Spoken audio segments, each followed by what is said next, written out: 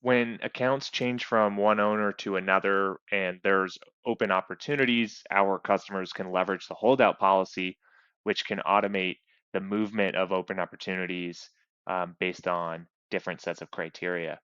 So, what we mean by that is that the account changes. We've got open opportunities that meet certain criteria. In this case, the forecast category equals commit.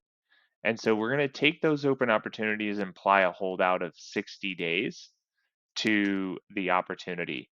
And that means we're just going to keep it in the old owner's name for 60 days.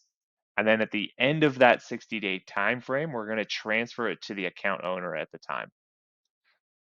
Any opportunities that didn't match the forecast category of commit, so maybe some of those early stage non-pipeline opportunities, we're going to go ahead and transfer those immediately to the new account owner.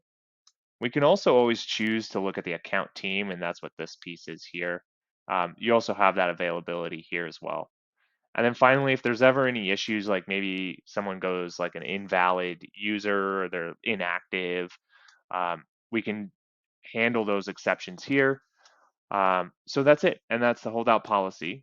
One other additional thing is that in the go-to-market here for the enterprise and the SMB, you can apply different holdout periods for different go-to-markets. So in the case of SMB, maybe you only wanted a 30-day holdout versus enterprise, you might have wanted like 120.